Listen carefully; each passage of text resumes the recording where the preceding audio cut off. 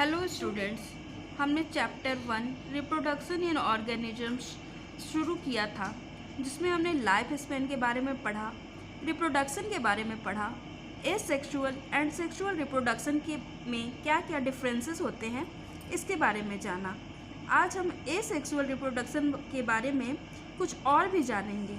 हम यह जान चुके हैं कि वैसे रिप्रोडक्शन जिसमें सिंगल पेरेंट इन्वॉल्व होते हैं एसेक्सुअल रिप्रोडक्शन कहलाते हैं। When offspring is produced by somatic cells और vegetative cells of single parent is known as asexual reproduction. Characteristics of asexual reproduction. Asexual reproduction के क्या क्या कैरेक्टरिस्टिक्स हैं जो ये दिए हुए हैं, यहाँ दिए हुए हैं। Asexual reproduction has no gamete formation, मतलब एसेक्सुअल रिप्रोडक्शन में गैमेट का फॉर्मेशन नहीं होता है। The offspring produced are genetically and morphologically identical to the parent and this type of offspring can say clone, मतलब कि जो ऑफस्प्रिंग होते हैं वो जेनेटिकली और मॉर्फोलॉजिकली अपने पेरेंट से आइडेंटिकल होते हैं। इसका मतलब यही होता है कि उनका जो जीन होता है वो पूरी तरह से पेरेंट के जीन के जैसा होता है, और जो ऑफस्प्रिंग बनते हैं उन्हें क्लोन कहा जाता है। क्लोन क्या है? Clone is the genetically and morphologically identical और exact copies of their parent. वह अपने पेरेंट के एग्जैक्ट कॉपी होते हैं, उन्हें क्लोन कहा जाता है। This is common in lower plants and lower animals, मतलब एसेक्सुअल रिप्रोडक्शन जो होता है वो लोअर प्लांट्स और लोअर एनिमल्स में ही देखा जाता है, जैसे कि सिंगल सेल्ड ऑर्गेनिजम्स में। इनका एग्जाम्पल है मोनेरल्स एंड प्रोटिस्टेंट्स। और वर्टिब्रेट्स में एसेक्सुअल रिप्रोडक्शन नहीं होता है।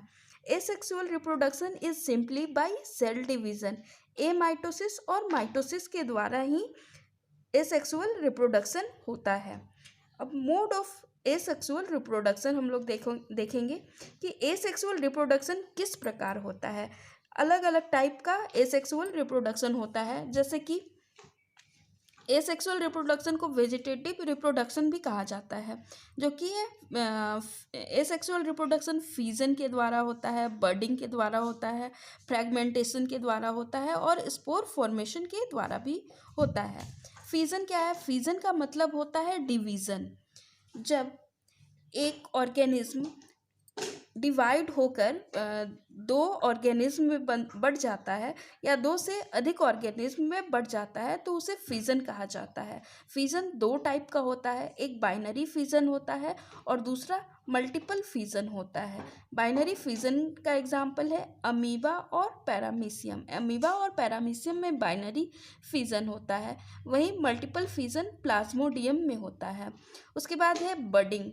बडिंग में होता है कि जब ऑर्गेनिज्म में एक ऑर्गेनिज्म में बर्ड्स निकलता है, बर्ड का फॉर्मेशन होता है, तो उसे बडिंग कहा जाता है। बडिंग एक्सोजीनस होता है और इंटरनल बडिंग भी होता है।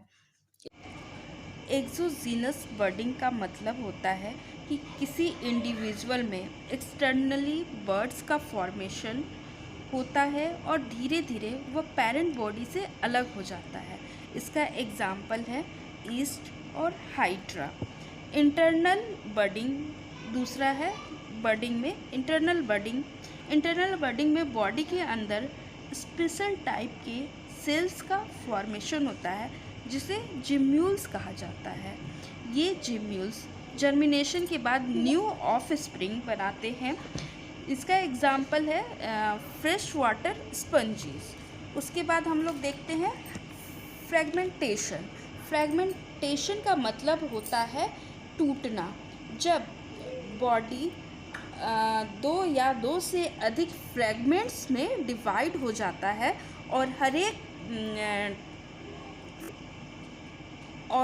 हर एक पीस जो है वो नया इंडिविजुअल बनाता है, तो उसको फ्रैगमेंटेशन कहा जाता है। फ्रैगमेंटेशन हाइड्रा और स्पाइरोगाइरा में देखने को मिलता है। फिर लास्ट वन है जो है स्पोर फॉर्मेशन। इसमें एसेक्सुअल रिप्रोडक्टिव स्ट्रक्चर जो है वो स्पोर्स का फॉर्मेशन करता है और इसका एग्जाम्पल हमें क्लेमाइडोमोनास में देखने को मिलता है, जो जू स्पोर्स बनाता है। इस तरह से आज हमने मोड ऑफ एसेक्सुअल रिप्रोडक्शन के बारे में जाना। अब नेक्स्ट वीडियो में हम वेजिटेटिव प्रोपगेशन के बारे में पढ़ेंगे।